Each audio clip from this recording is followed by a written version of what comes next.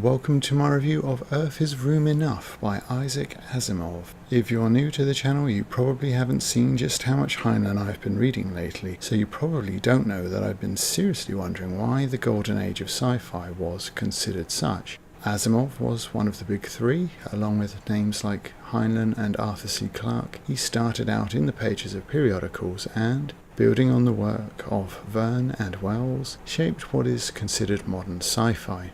After becoming thoroughly disillusioned with Heinlein, I started to wonder what his peers were doing and picked this up in a second-hand bookshop for the princely sum of 30 new English pennies. For some of the books I've been reading lately, that would be something of an overpayment. But The Earth is Room Enough is a collection of shorts that mostly appeared in the magazines like Astounding Science Fiction between 1955 and 1957. Some are as short as a couple of pages, and some are slightly longer. The first story sets the tone for what is to come. The dead past takes place over 50 rich and enthralling pages. Two scientists, the experienced Potterly and the newcomer Foster, discuss potential research. Asimov sets up his world of academics like it's run by the Soviet Politburo. Research is strictly regimented, and straying from the dictated lines carries a sense of deadly threat. The reader sees this bureaucracy as a dangerous threat to their clandestine whispered plots of science.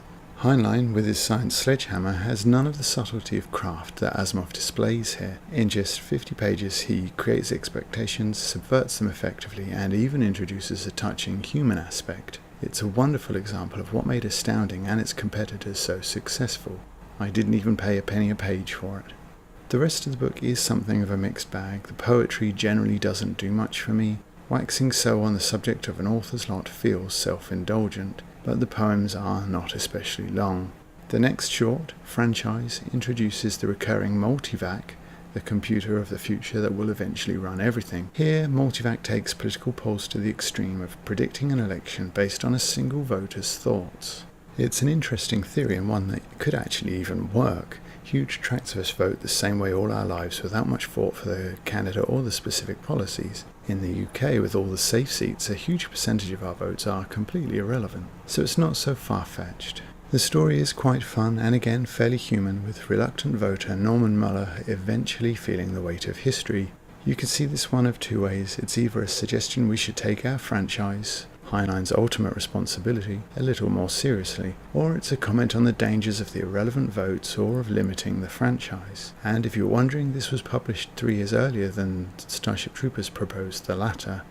Gimmicks 3 is a sci-fi, modern for the time, updating of Faust.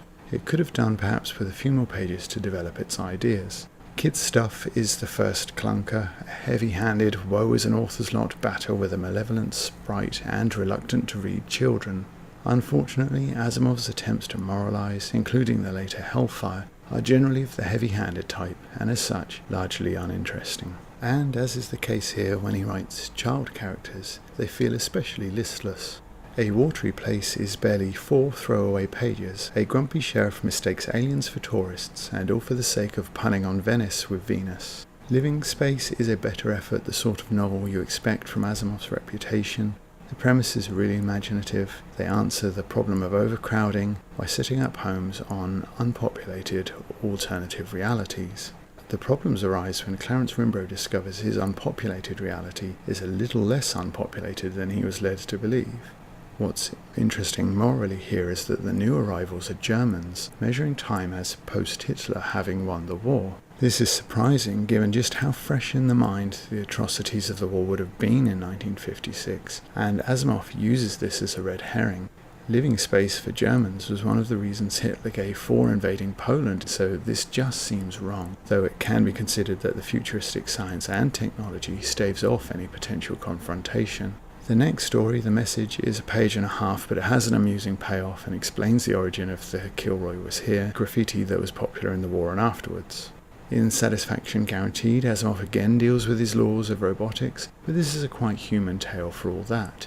A prototype robot helps an unhappy housewife build some confidence. Modern women might dislike this for its dated attitudes. The Last Trump covers the end of the world. It has some interesting visual touches, such as the decaying of the world after Gabriel blows his trumpet. The world is saved by its failure to agree a common calendar. Take note, globalists. It soon becomes clear that Satan plans to unite us all with a new calendar, and like Hellfire, this is a moralizing on the evils of nuclear weaponry. The fun they had, from the title you can probably already predict, is the sort of thing Asimov does badly. Children, clunk, decide their future school is boring, and clunk, the 1950s schools would have been much better. Clunk. Jokester is interesting. A scientist is putting jokes into the big computer multivac, and for a while this seems like it might be the influence for the computer Mike in Highline's The Moon is a Harsh Mistress. Asimov takes it a different way, perhaps less effectively, and it turns out that all our humour comes from aliens. Someday has more children, more clunking. The moral here is that children should learn to read and write. Also that they should treat their appliances better, as someday they might turn on you. The next poem, actually called An Author's Ordeal, is another self-indulgent, dull example of the craft, and it is followed by the last story of the book, Dreaming as a Private Thing. This is interesting on a couple of levels. You can see here the roots of the 1995 film Strange Days, but also perhaps some hints of Philip K. Dick. The technology in question enables the recording of dreams and their manipulation and consumption by others. The threat to this industry of mass-produced inferior products and the human angle of the heavy toll on the original dreamers themselves makes this quite interesting, and it's a good finish to an anthology that mostly comes up to a high standard. Much more enjoyable than the Heinlein equivalent, Revolt in 2100, review is on my channel.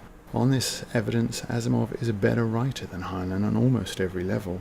When Asimov wants to build tension, as in The Dead Past, he does so effectively. When he deals with technology and technobabble, rather than just dump it like a bowel movement, Asimov manages restraint and consideration, focusing on character and story with the technology driving those rather than the other way round.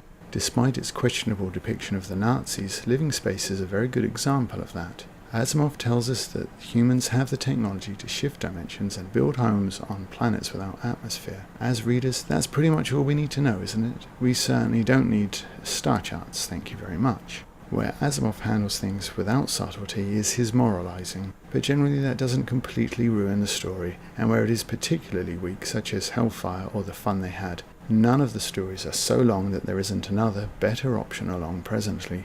There's enough here to suggest that a novel-length effort from Asimov, while undoubtedly a different proposition, would likely be a rewarding read.